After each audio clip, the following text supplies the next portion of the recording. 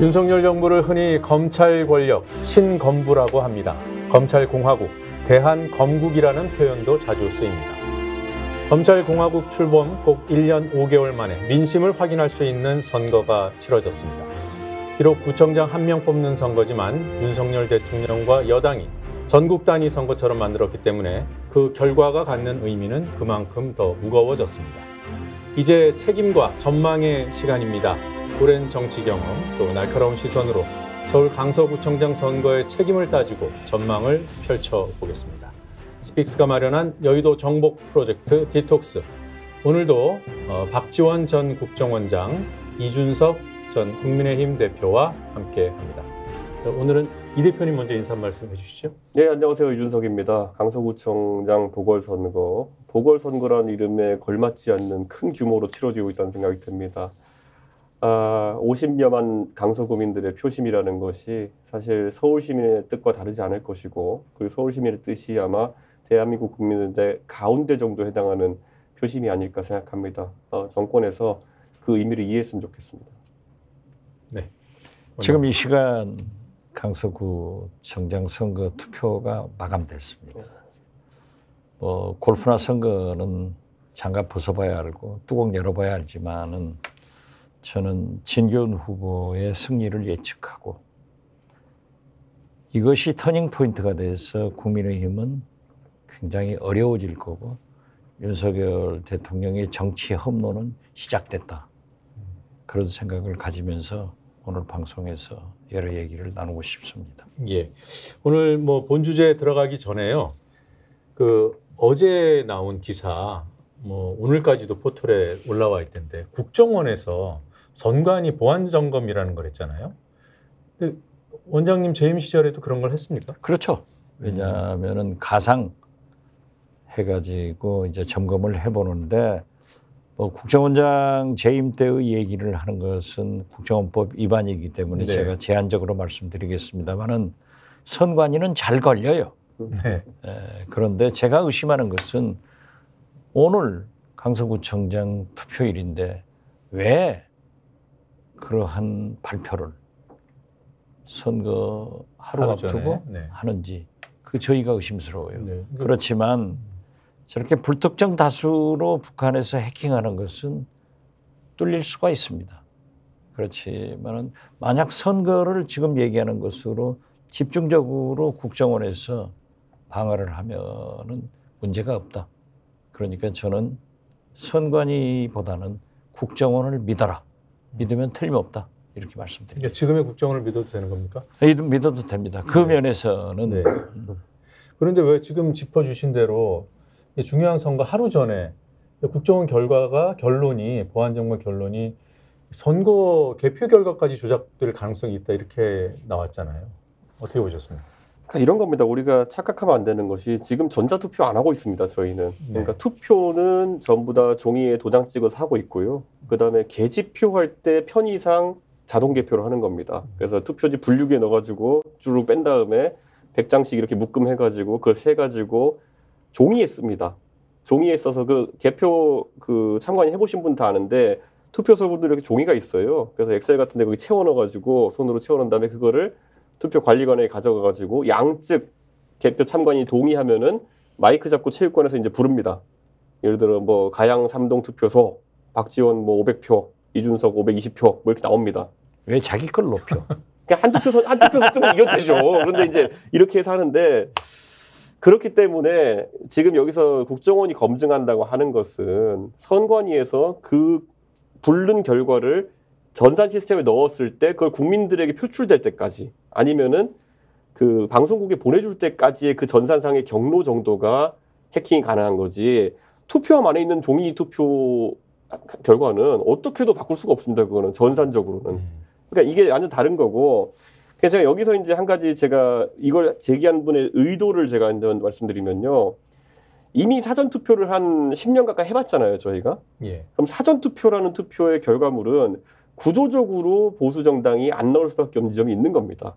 물론 사전투표 음모론 한 분들 때문에 안 나오는 것도 있지만은, 두 번째로 뭐냐면은 원래 예전에 부재자 투표 시절부터 부재자 투표는 보수가 잘 안 나왔습니다.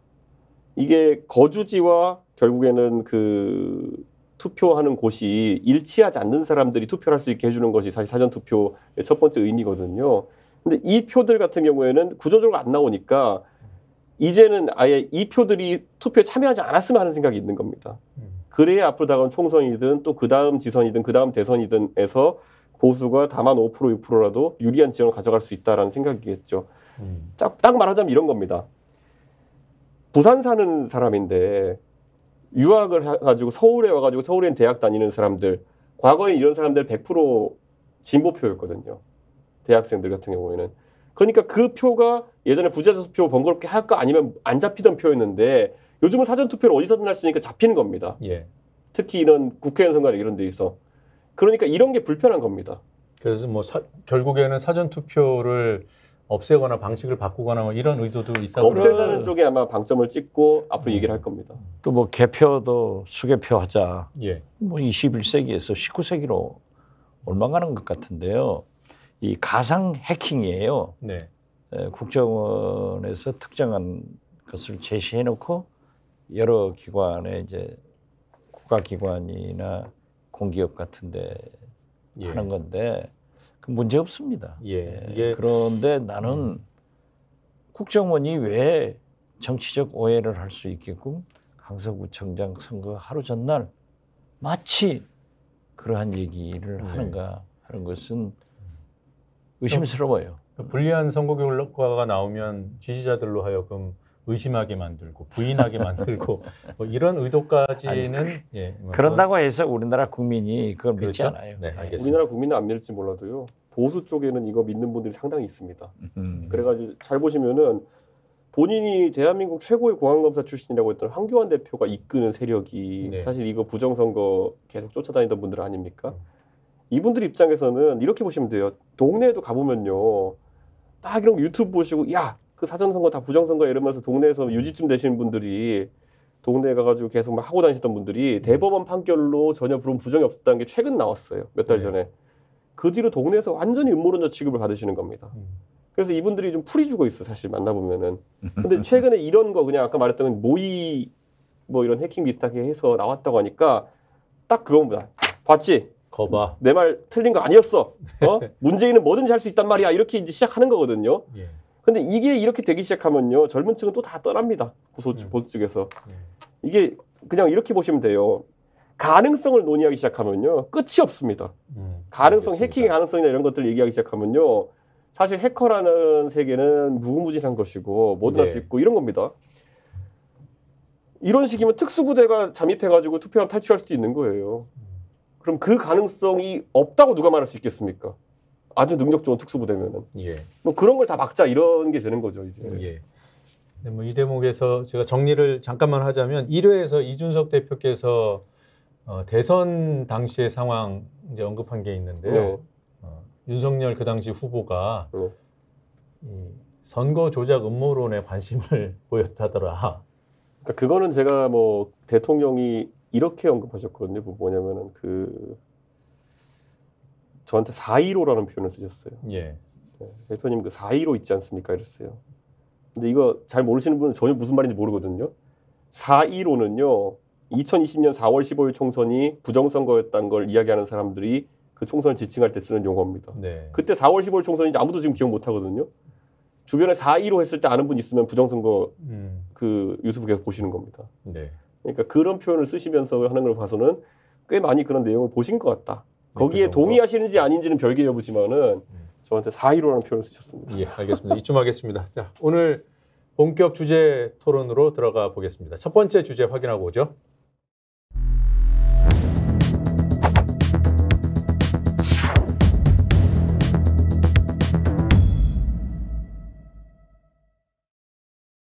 저는 그 40억은 제가 1,000억은 넘게 1년에 1,000억, 4년 동안 4,000억 넘습니다. 벌어들이기 위한 수수료 정도로 애교 있게 봐주시면 감사하겠습니다, 여러분. 2022년 1분기 통계만 보더라도 1년 전보다 강력범죄가 우리나라에서 70%가 늘었습니다. 정말로 지랄하고 자빠졌죠? 힘있는 여당 후보 대통령과 한 라인이 개통돼 있고 집권 여당이 팍팍 밀어줘서 김태우 누굴 뽑아야 강서 구민이 부자 되겠습니까? 된다. 네, 지금 유세 장면, 국민의힘의 유세 장면들을 압축적으로 잠깐 보셨는데요. 이런 것들 보면 선거를 제대로 치렀나라는 그런 의문도 듭니다만 이번 선거가 갖는 그런 배경을 또 짚어보면 책임이 꼭 당에만 있는 것 같지는 않아요. 이번 선거 만약에 여당이 지면 제일 책임자는 누굽니까? 저는 윤석열 대통령이라고 생각합니다. 보궐선거는 역대 선거를 보면은 대통령이나 대통령실에서나 정부 여당에서는 그 지역에 맡겨서 가급적 조용히 치르려고 하는 거예요. 예. 그런데 저렇게 확 키워버렸잖아요. 그래서 지금은 꼭 구청장 선거가 아니라 대통령 선거급으로 올라가 있어서 이번 선거의 대결은 윤석열, 이재명 게임이다. 예. 그렇기 때문에 이러한 것을 가져온 대통령의 책임이 제일 있죠. 그렇지만은 윤석열 대통령은 과오를 인정하지 않아요. 책임을 느끼지 않아. 그래서 저는 아무래도 가장 큰 희생을 당할 것은 김기현 대표다. 이런 생각 같습니다. 김 대표 얘기하기 전에요. 그 윤석열 대통령이 과오를 인정하지 않을 거다. 뭐 이런 말씀하셨는데 그럼에도 불구하고 여당 내에서 그 대통령이 책임이 있다고 생각하는 분들이 좀 나오지 않을까요? 이미 그건 다 생각하고 있습니다. 발언하는 분들은 발언하는 분들은 안 나올 거죠. 앞으로도 안 나올 것이다. 네, 왜냐하면은 우선 그 발언을 했을 때 의미는 그러면 뭔가 상태를 바꾸겠다는 의미라면은 안 바꿀 걸 알고 있기 때문에 무의미하다고 생각하는 것이고요. 두 번째로는 그런 발언한 사람에 대해서 어떤 처우를 하느냐를 봤을 때 때려잡거든요. 네, 그렇기 때문에 그걸 의식해가지고 굳이 맞을 필요 없다.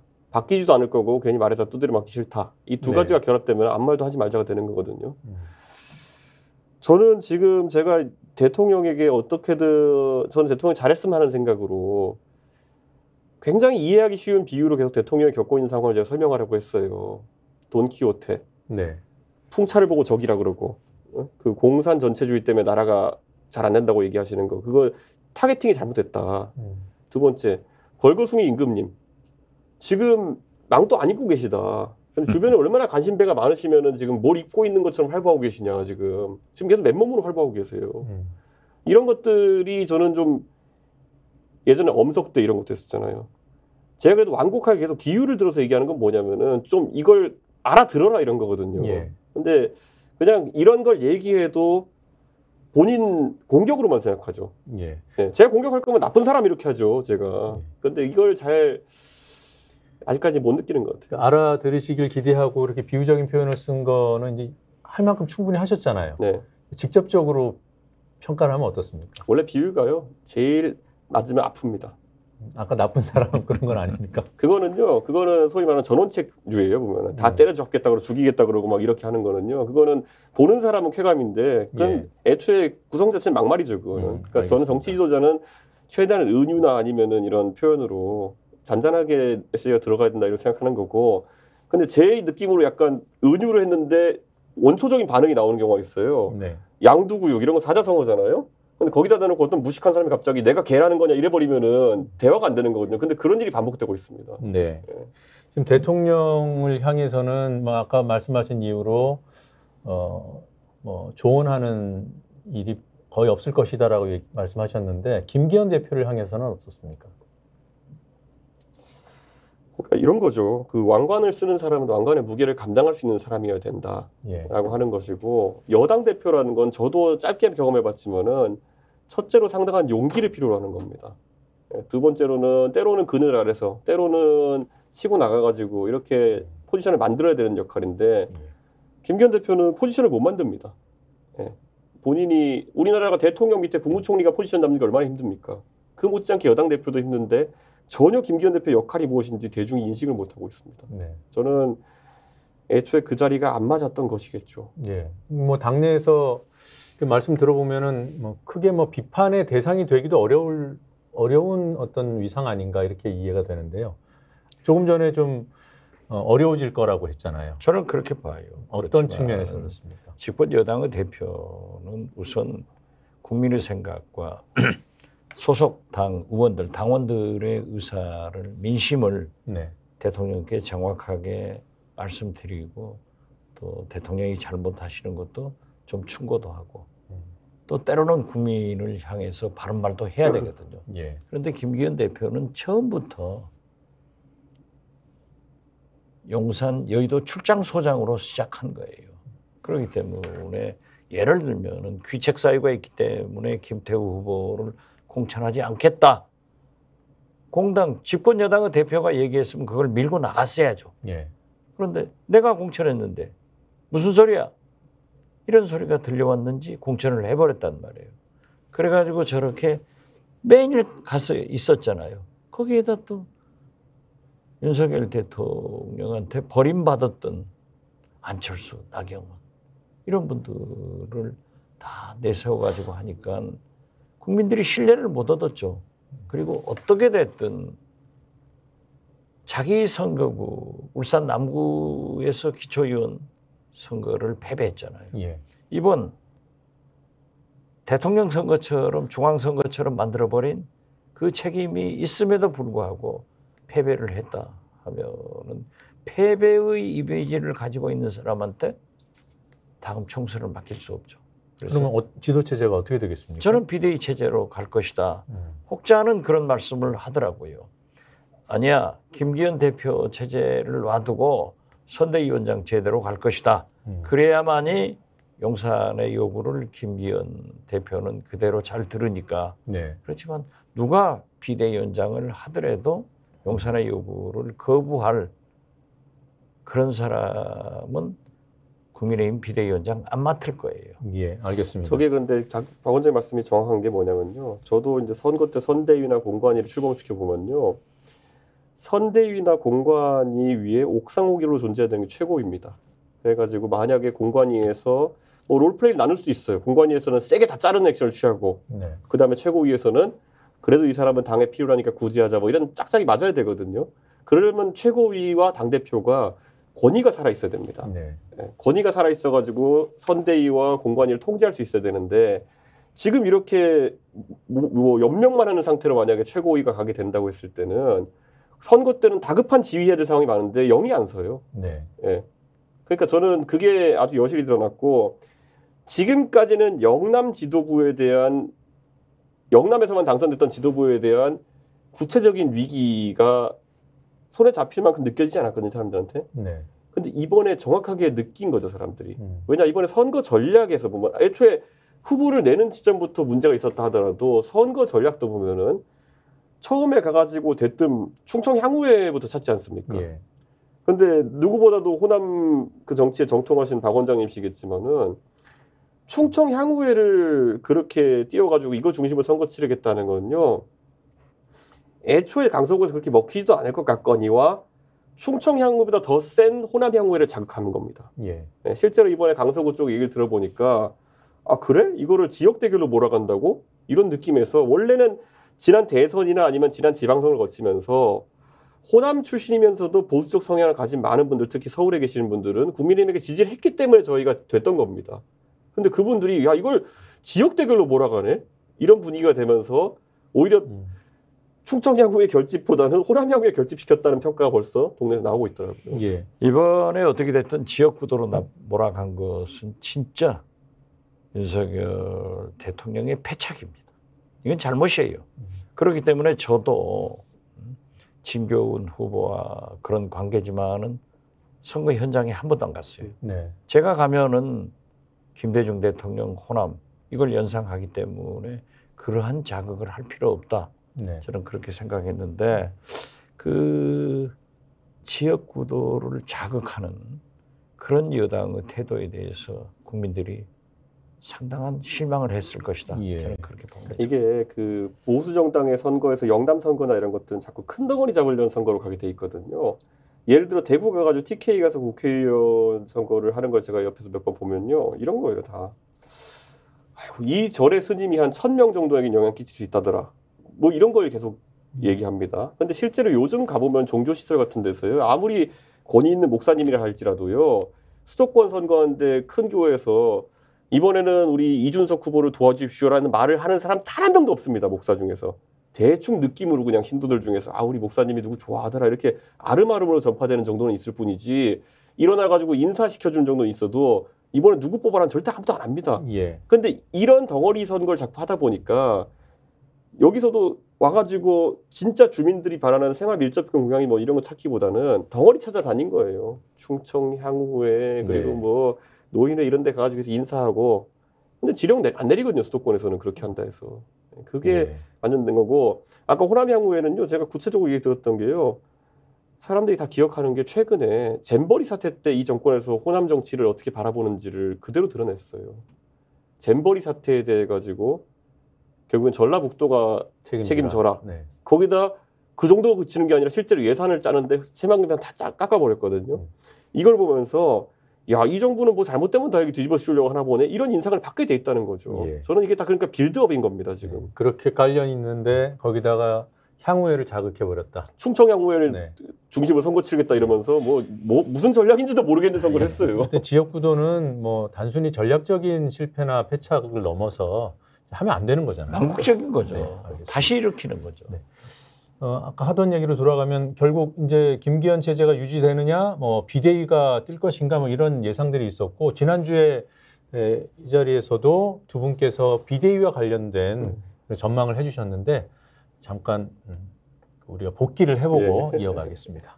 그래서 저는 비대위원장 체제로 가는 것은 자명한데 네. 권영세 전 통일부 장관이 지금 강서에 가 있거든요. 그 카드로 만들고 있지 않는가 저는 그렇게 점쳐봅니다. 권영세 장관은 굉장히 좋은 캐릭터를 많이 가지고 계신 분이고요. 그리고 좋아하는 후배들도 많고 정치인들이 좋아하지만은 또 석연치 않은 이유로 대통령에게 한 소리 들었다라는 얘기가 또 나오고 있습니다. 석연치 않은 이유로 그러니까 우리 입장에서는 상식적으로 이해는 안 가지만은 또 눈밖에 났다는 얘기가 있으니까 저는 그것도 현실화되기 어려울 거다라는 생각을 지금으로서는 합니다. 박 원장님께서는 이제 권영세 비대위의 가능성이 있다 이렇게 짚어주셨잖아요. 그렇습니다. 여전히 그런 전망이십니까? 뭐 권영세 비대위원장 소리도 있고 네. 김한길 네.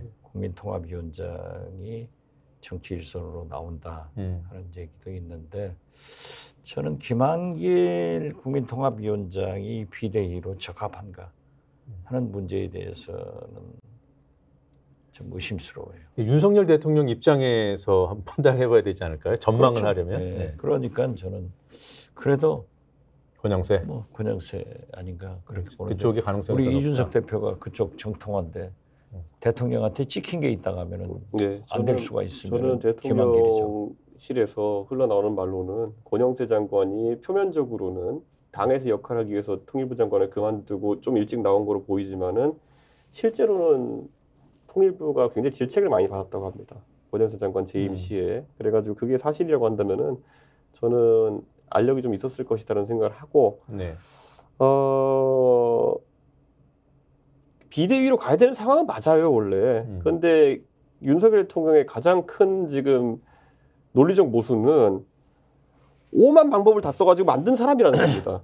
본인이 적임자로 찍어가지고 얘 아니면 안 돼 해가지고 나경원 나가 있어, 안철수 죽어, 그리고 유승민 죽어, 윤석 죽어 해가지고 만든 사람이 이거라는 겁니다. 김기현 체제가. 네, 그러니까 그러면은 설명을 먼저 해야 돼요. 본인이 픽한 사람이 왜 이렇게 무기력하고 선거도 망했는지에 대해 가지고 설명을 해야 되는 상황인데 안 하겠죠. 네. 그러면 이제 매끄럽지 않고 투박하게 이런 여당 내 또 갈등이 지속되겠죠. 당장 지금 시점에서요 어느 정도냐면은 수도권 출마자들은 부글부글 하는 겁니다.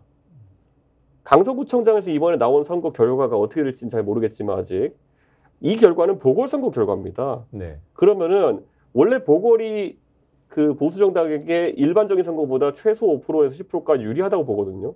투표율이나 이런 문제 때문에. 그러면 지금 나온 수치보다 한 5% 정도는 최소한 더 벌어진 상태에서 서울에서 선거 치러야 된다는 겁니다. 지금까지 얼마나 서울에 있는 사람들 잠재우려고 뻥을 쳐왔다는 게 드러나는 거죠.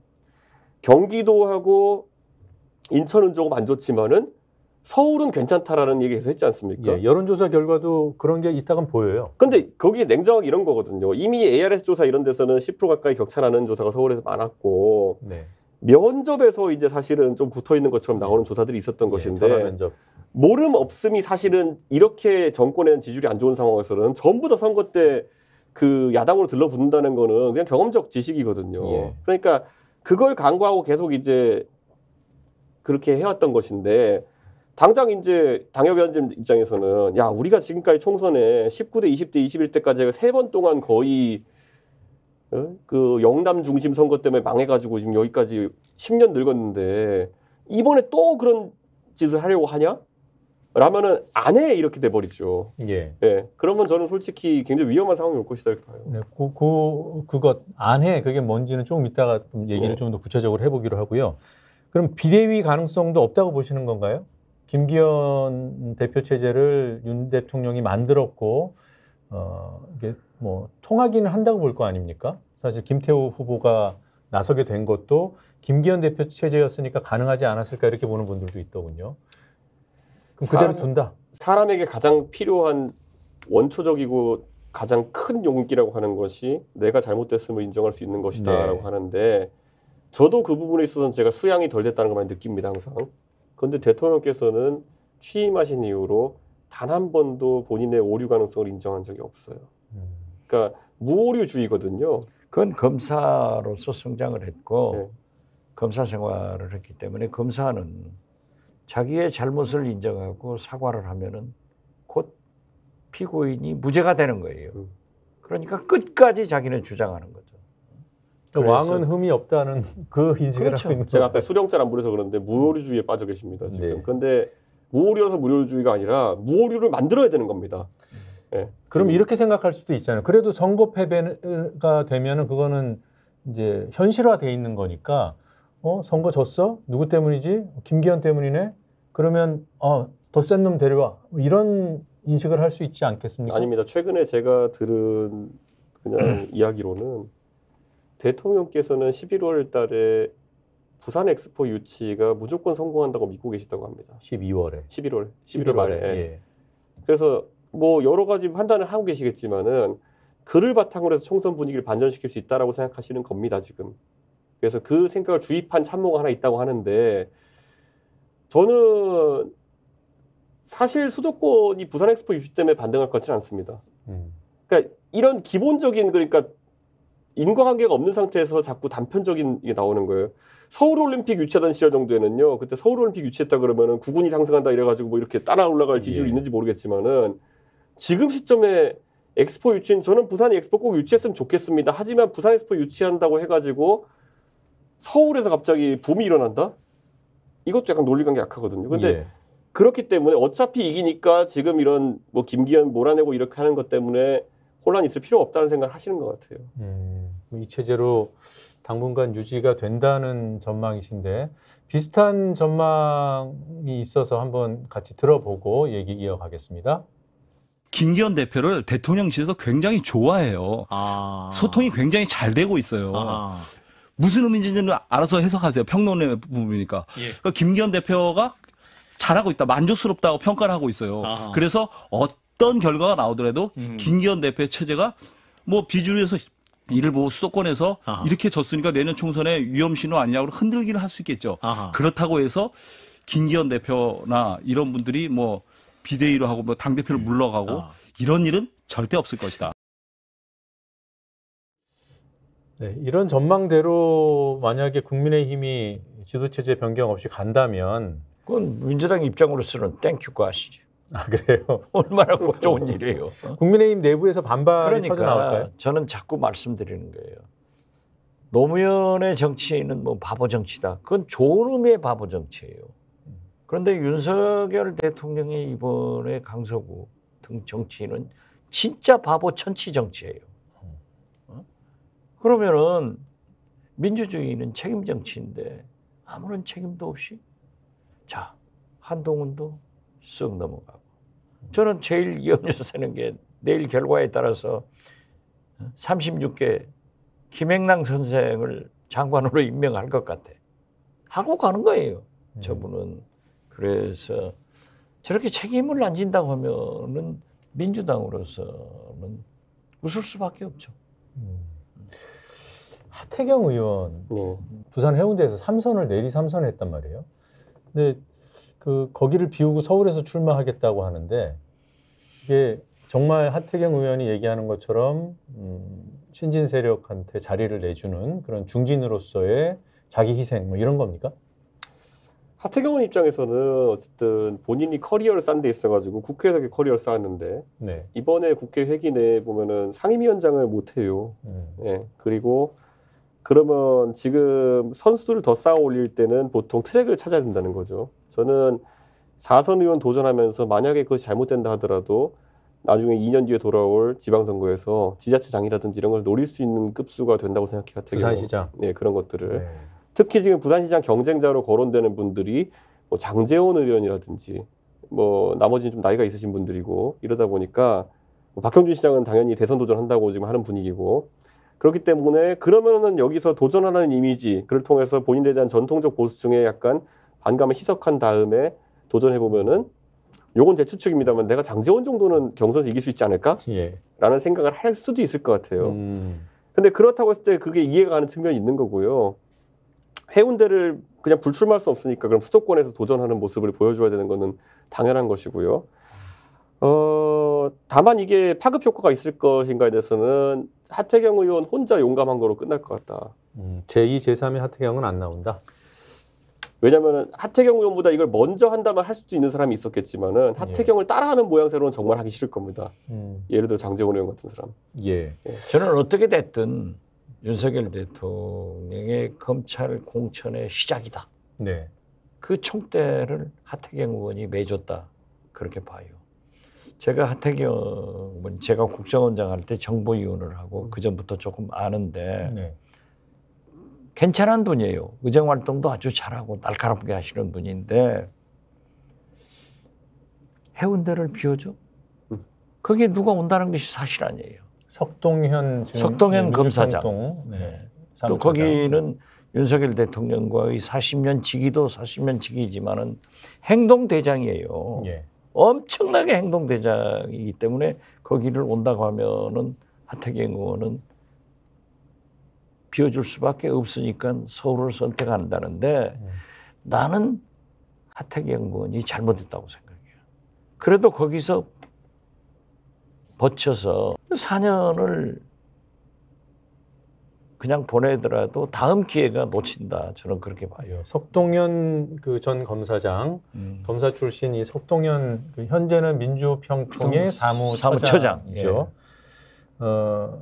이런 얘기를 한 사람이에요. 강제징용 해법 제3자 변제 이거 이제 정부가 만들었을 때 국제법에 부합하는 방법이라고 굉장히 이제 호평을 하고 뭐 거기까지는 그럴 수 있다고 치더라도요. 지금 강제징용 피해자들이 있고 또 그 피해 배상을 요구하는 국민 여론이 존재하는 것도 현실인데 그런 걸 이제 악쓰고 있는 지구상에서 단 하나 남은 대한민국이 일본을 향해서 배상하라 사죄하라고 악쓰고 있다 뭐 이런 표현을 하셨던 분이더라고요. 아무튼 예. 그분의 표현은 일일이 열거하지 않더라도 예. 국민 상식에 한창 어긋나고 윤석열 대통령의 행동 도장으로서만 역할을 하고 있었다. 예. 그분의 SNS 이건 볼 수가 없어요. 지금 짚어주신 그런 부분도 하태경 의원의 행동, 결심에 또 영향을 미쳤을까요? 예전에 석동현 검사장이랑 하태경 의원이 지난 총선에서 경선부터 하태경 의원이 이겨서 국회의원 된 겁니다. 그렇죠. 네. 그렇기 때문에 이번에 경선 질까 봐 이겼다기보다는 경선도 안 시켜줄까 봐 옮겼다라고 보는 시각이 우세하죠. 거기는 내리꼽는 거예요. 그렇기 때문에 저는 하태경 의원이 국회의원 한 번 더 하려고 지역구를 움직여서 그러한 것보다는 차라리 장렬하게 거기에서 전사를 해서 2년 후 지방선거를 혹은 4년 후 국회의원 선거를 다시 도전하는 것이 옳지 나는 누가 그렇게 보지 않을 거예요. 예, 알겠습니다. 여하튼 뭐 그런 의미들이 뭐 섞여 있을 수도 있고요. 또 두 분 말씀하신 것 중에 하나의 그런 그 배경을 가지고 하태경 의원 움직였을 수도 있는데 그걸 뭐 확인할 수는 없으니까요. 근데 조금 전에 제2, 제3의 하태경이 나오기는 어렵다고 그러셨고, 근데 만약에 이 하태경 의원의 이런 움직임이 어떤 검액관들, 그러니까 정권 차원에서 내리꽂기하는 그런 과정 속에서 이루어지는 현상이라면 유사 사례가 또 나올 수 있다는 거 아니겠습니까? 저는 그래서 검액관, 검찰 공천의 시발점이 거기서 시작됐다 그렇게 보는 거예요. 이 대표님은 그러면 생각이 다르신 거네요. 그게 근데 이제 제가 아까 공관위원장이랑 그 당시 지도부가 어떤 판단을 하냐의 문제인데 하태경 의원은 그 정도면 그래도 인지도도 있고 젊은 사람들한테 상당한 덩어리표가 있기 때문에 서울 출마나 이런 걸 고민해 볼 수 있는 거지. 예. 지금 우리 당의 영남 다선 의원들 서울 갖다 놔도 단 한 명도 저는 될 지역구랑 될 곳을 강남 빼고 매칭할 수가 없어요. 그러니까 일각에서는 장제원 의원이 뭐 여의도 고등학교 출신이니까 영등포 의뢰 넣으면 된다 이런 얘기를 하는 사람도 있는데요. 그래도 거기 해볼 만한 지역구를 장제원 의원에 써버리면 말이 됩니까 그게? 장제원 의원이 저는 될 가능성이 거의 없다 보는데 거기 넣어서. 그러니까 저는 김민석 대 장제원이라고 해보십시오. 누구 뽑겠는지. 그러면 이제 제가 질문을 이렇게 드려보겠습니다.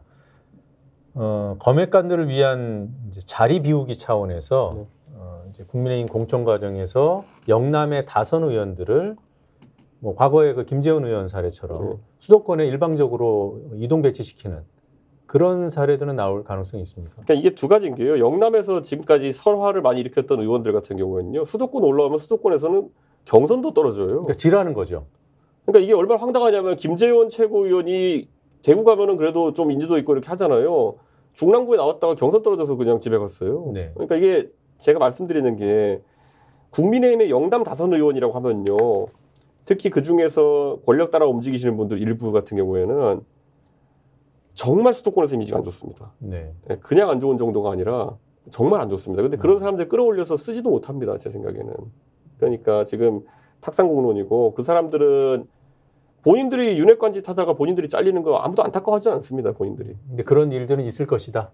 저는 선체로 죽을 사람 많다 봅니다. 본인들이 윤핵관짓 하다가 검핵관에게 죽는 사람들 많을 거라 봅니다. 영남에서. 네. 네. 조금 전에 이제 국민의힘 내부가 이제 부글부글 한다 그랬잖아요. 근데 그렇다고 해서 이게 표출될 것 같지도 않다 이런 전망도 해주셨고. 그럼 그 사람들 그 부글부글하는 이 에너지는 어디로 갑니까? 저는 시점이 지금이 아니라 저는 지금 대통령께서 이렇게 하시는 이유 중에 상당한 부분이 저희 지난번에 언급했지만 창당도 할 수 있다는 생각을 해요. 지난번에 말씀 안 하셨어요. 여기서 안 했나? 안 되셨구나. 구체적으로 해주십시오. 대통령께서 그러니까 대통령이 하시는 많은 행보를 보면요. 저는 맥락이 없지만 맥락을 만들어 보자고요. 저희가. 그러니까 대통령도 보면은 이념이 민생보다 중요하다는 말씀하실 때 그게 뭔가 입에 찰지게 붙는 말이 아닌데 하셨다는 거는 의도가 있는 거거든요. 이념이 더 중요하다 하는 거는 국민의힘의 코어 지지층에게 내가 원조예요 하면서 원조 감자탕 논란을 만드는 거예요. 나는 이념만 얘기해. 당신들이 좋아하는 이념 계속 얘기해. 북한 얘기하고 맨날 문재인 얘기하고 무슨 이재명 이런 거 해줄게. 이거를 하고 계신 거예요. 그럼 왜 이걸 하느냐. 총선 때는 이거 해서 도움될 게 없거든요. 이거 하는 이유는 보수가 만약에 분할하는 상황이 왔을 때 원조 감자탕집은 여기다라고 하고 싶은 거예요. 네, 그렇기 때문에 그렇게 한다는 게 만약 생각하면요. 창당을 하고 싶은 이유 중에 하나는 뭐냐면 대통령께서는 끝없이 예전에 얼마 전에 공개 녹취록을 보면서 알 수 있듯이 국민의힘이 너무 싫은 거예요. 네, 깨부수고 싶은. 내가 대통령 한번 해보려고 욕이 들어가가지고 요놈들이랑 같이 했지. 나는 요게 너무 싫어. 제가 그래서 얘기했잖아요.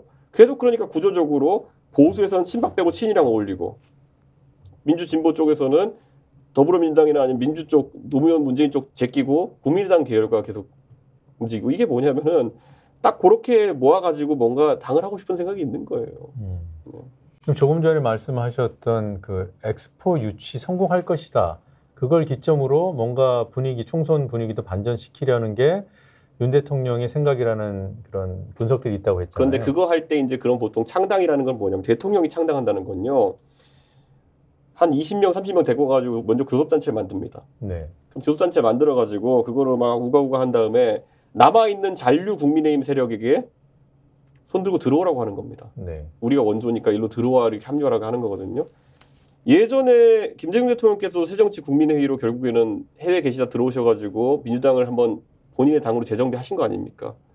그리고 예전에 열린우리당이 이제 내리막길 걸었을 때 대통합 민주신당 차린다고 해가지고 그거 다 이렇게 태쳐 모여 한 다음에 마지막에 열린우리당 그 자물쇠 잠그고 사란토까지 다 들어 옮기는 역할을 했던 분이 정세균 의장 아닙니까 그때. 그러니까 그렇게 역할 분담을 해가지고 당을 재탄생시켜야 되고 그러면서 외연합정을 하고 싶었겠죠. 그래서 제가 처음에 근데 이 시나리오의 처음 시작은 원래 이재명 대표 구속부터 시작되는 거였어요. 근데 구속이 안 되니까 제가 그때 비명계 의원들은 할 게 없어졌다고 제가 말씀드렸던 게 이 당이 국민의힘과 다른 게 뭐냐를 설명하기 위해 가지고는 저쪽에서도 이재명 대표와 어울리지 않는 합리적인 민주당 의원들이라고 하는 사람들이 여기 와가지고 덩어리에 채워줄 필요가 있었던 거예요. 그래가지고 수도권 승부를 보려고 했던 거겠죠.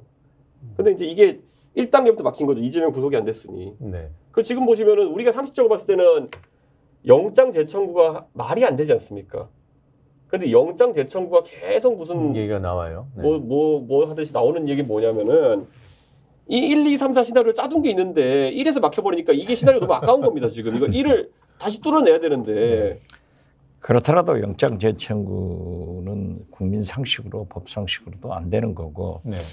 이거 대단히 우리 이준석 대표한테 미안한 얘기인데 제가 사회자가 아닌데 단도직입적으로 하나 여쭤봅시다.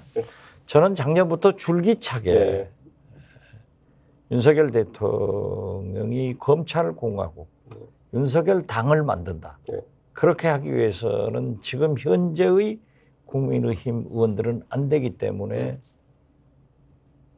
윤핵관 시대에서 검핵관, 검찰들을 대거 공약하면은 그분들이 갈 때는 강남벨트나 영남 아니에요. TK, PK.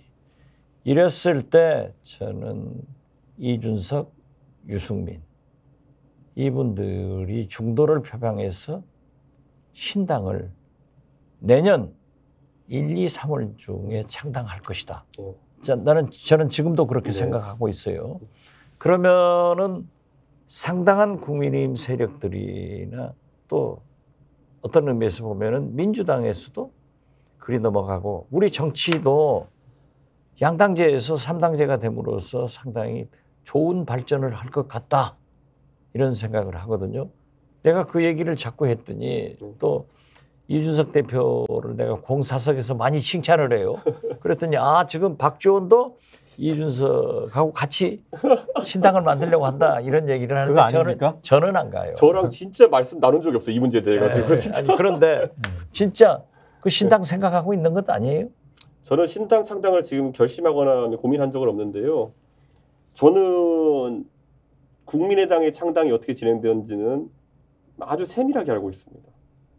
그때 2016년 총선을 앞두고 제가 공교롭게도 노원병에서 안철수라는 사람과 총선 붙고 있었기 때문에 그때 1월 달에 창당할 때부터 해서 어떤 분위기로 어떻게 흘러갔는지 필요 조건이 무엇인지 이런 것들은 잘 알고 있기 때문에 그거는 머릿속에 각인이 되어 있습니다. 아니 그건 안철수의 일이고 지금 이 대표는 그러니까 창당의 기술적인 문제를 말씀드리는 겁니다. 아니 그런 걸 다 미리 공부해 뒀다는 거 아니에요? 공부할 것도 없이 제가 겪었어요. 상대 정당으로 그냥. 그렇기 때문에 마음만 먹으면 금방 한다는 거예요. 계속해서 심평 변호사도 얘기한 윤석열 당을 만들려고 한다. 그런데 거기에 포커스를 맞추고 있는데 그게 이준석, 유승민의 중도 신당이 아니냐.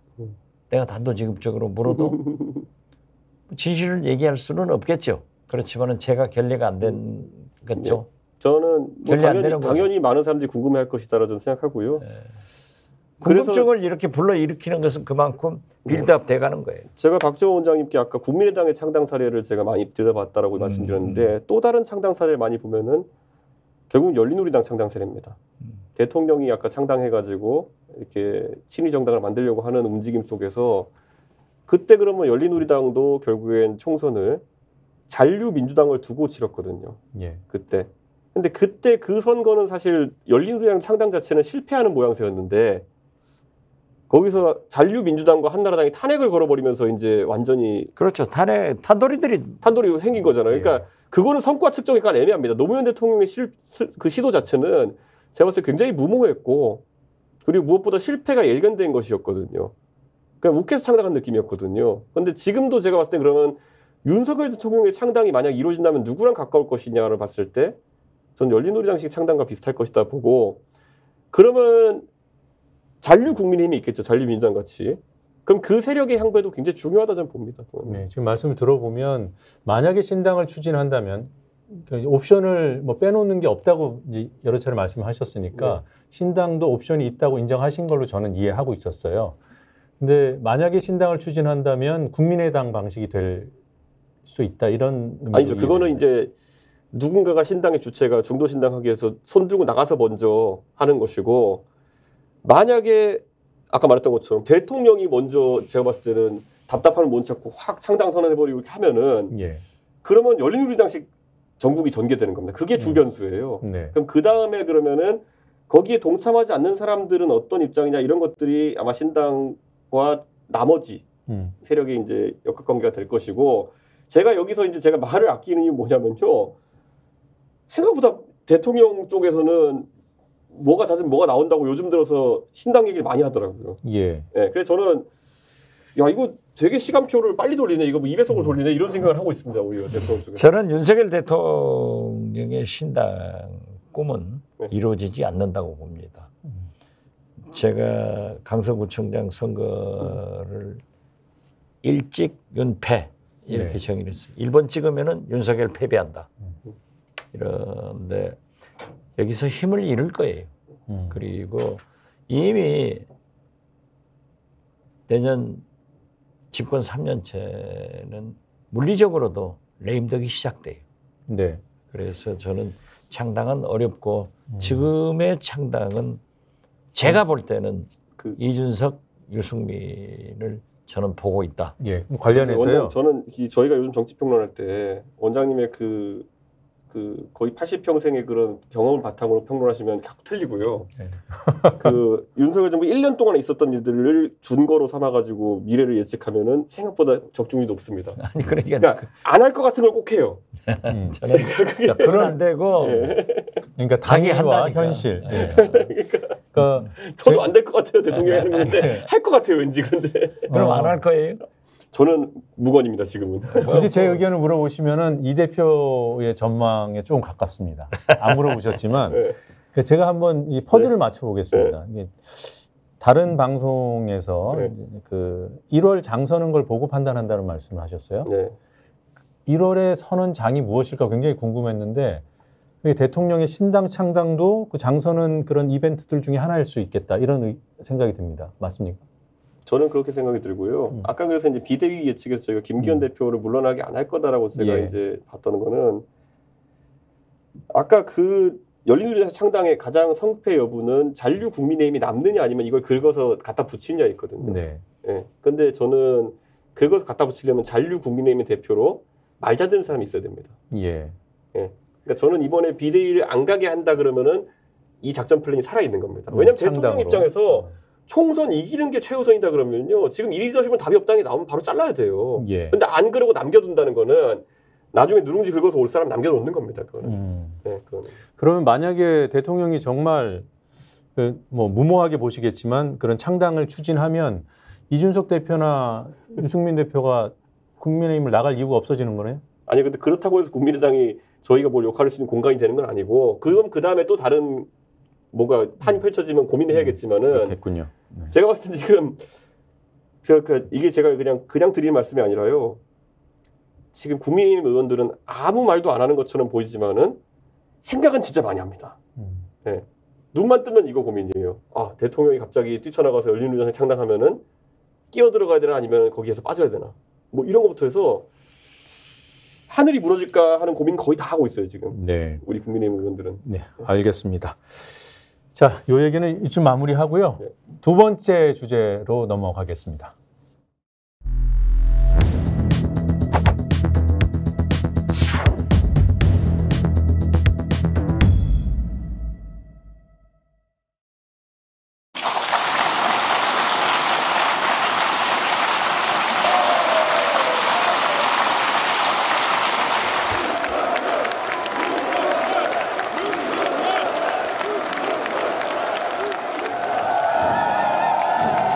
장병 여러분 힘찬 박수와 함성 부탁드립니다.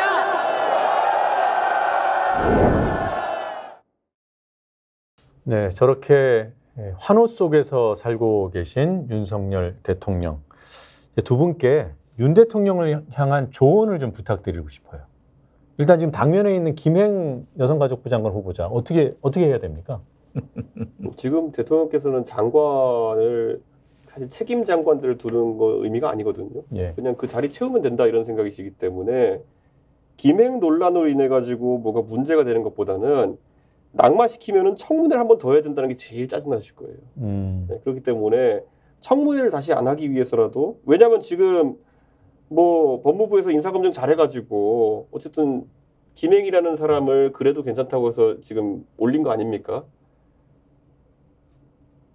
탑 티어로 올렸을 텐데 그 다음 티어는 더 청문회가 난감하지 않겠습니까? 그러니까 지금 시점에서는 여가부에게 뭐 대단한 역할을 기대하는 것도 없을 거고 대통령께서 그냥 장관 한 자리 채워놔야 되는데 예. 이미 논란이 됐지만은 이거 무릅쓰고 임명한 게 낫지. 지금 또 가서 사람 찾아가 또 청문회 시키면 또 한 번 터질 거 아니야 이런 생각 할 거예요. 예. 저는 윤석열 대통령이 그렇게 깊게도 생각하지 않을 거예요. 내가 임명했으니까 당신들이 뭐라 하더라도 36개 김행랑이어도 나는 임명한다 하고 할 것 같아요.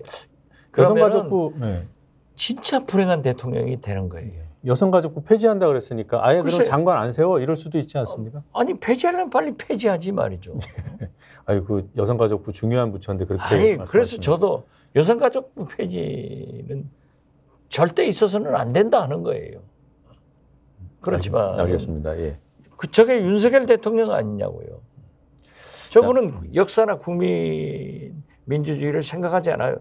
당신 하고 싶은 대로 하는 거예요. 예. 그래서 제가 자꾸 루이 14세다. 지미국 국가다. 이런 말을 자꾸 쓰는 거예요. 예. 지금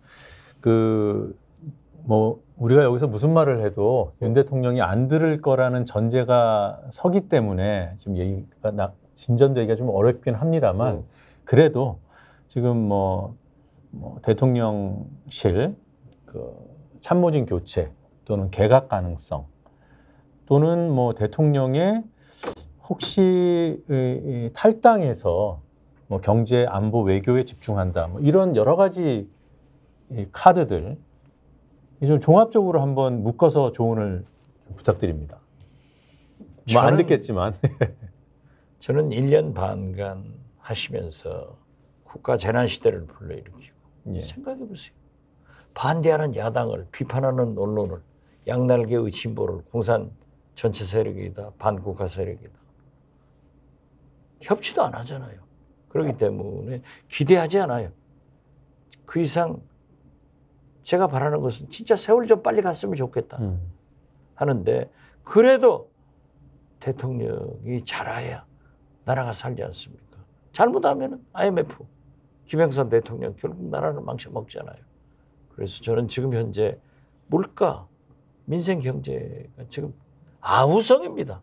예. 농민들은 농민들, 어민들은 어민들, 서민들은 서민들, 청년들은 청년, 아우성이에요. 그러니까 좀 대통령께서 정신을 차려주셨으면 좋겠다. 예. 저는 그렇게 생각해요. 아주 적나라하게 표현하자면. 예, 정신 차려라. 네. 어떤 조언이 가능하겠습니까?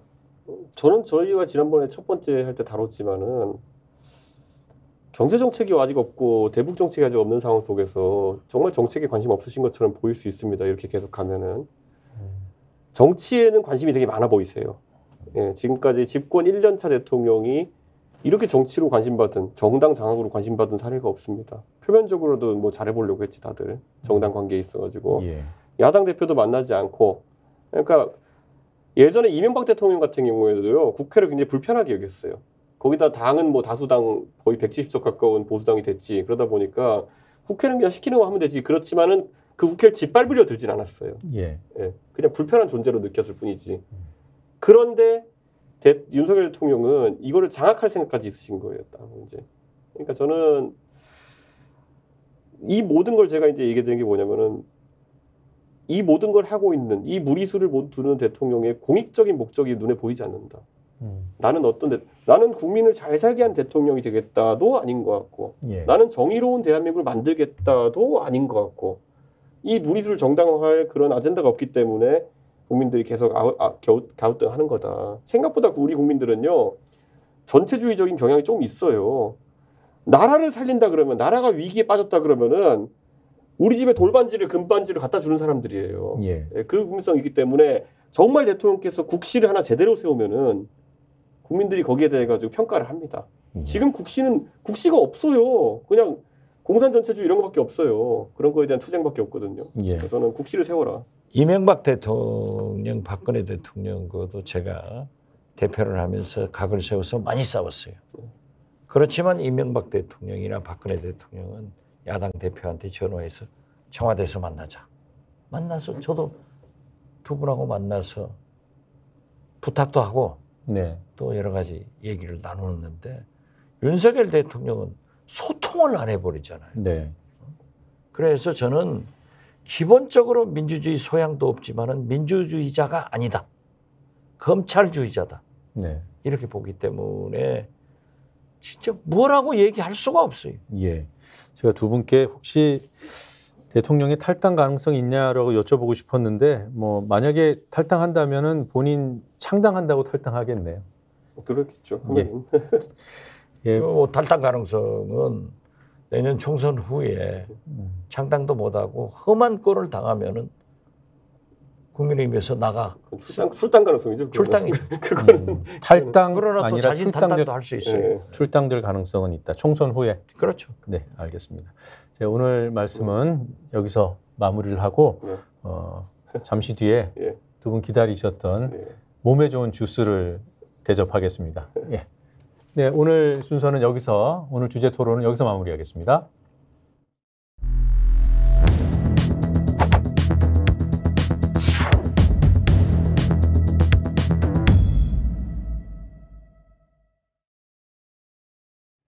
네, 말씀드린 대로 오늘 주제 토론은 끝났고요. 예, 시원한 음료수 한 잔 하시고요. 이 짠은 마지막에 하는 겁니다. 네. 예. 아직도 이 두 번 미리 했는데 이미 했는데 아직도 모르시네요.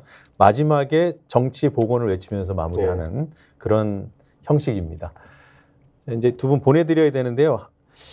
아까 김행 후보자 관련해서 대통령의 생각은 아까 말씀해 주셨고 김행 후보자 본인은 어떨까요? 그분도 생각이 없어요. 아 그래요? 본인이 이제 탈출하고 싶다, 정말로 엑시트하고 싶다 이런 생각 안 할까요? 그분이 네. 제가 지난번에 처음 말씀드렸습니다마는 성경 말씀대로 좋은 의미로 두드려서 열리는 게 아니라 계속 권력을 두드리고 다닌 분이에요. 모처럼 떡이 떨어졌는데 자기가 그거 안 해줘. 그래요? 동의하십니까? 제가 청문회 떨어져 본 분한테 한 번 얘기 들은 적이 있는데요. 한 1년간은 억울함밖에 없다고 합니다. 네, 1년간은 거의 억울함밖에 없다. 박근혜 정부 시절에 이제 청문회 낙마하신 분이었는데 1년 동안은 억울함 그 자체로 살아간다. 예. 주변 사람들 와서 계속 위로하고 이러면은 참 가만히 괜찮다가도 갑자기 떠올라가지고 하고 이런데요. 의원들이 청문회 자리에 자기한테 사태질하는 모습이 그대로 기억난대요. 네. 그러니까 제가 9명을 낙마시켰는데 우리 업을 많이 쌓으셨습니다. 제일 많아요. 그래서 제가 어렸을 때 원내대표 하실 때요? 원내대표 할 때요. 네. 의원할 때랑 그랬는데 저희 어머님이 늘 독하게 살지 마라. 남의 눈에 눈물 나게 하면은 네 눈에는 피눈물 난다. 했는데 그게 그 낙마한 사람도 편치 못해요. 낙마 시킨 사람도. 예, 예. 예. 일단 1년은 간다고 하더라고요. 아, 그럴 거예요. 그럼 지금 김행 후보자 뭐 개인 차가 있겠습니다만 본인 잘못을 인정하거나 네.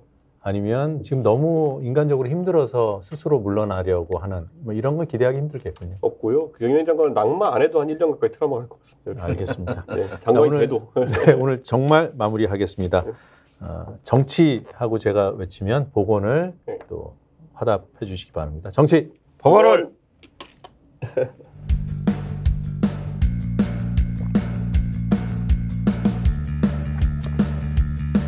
아이고 수고하셨습니다. 아이고.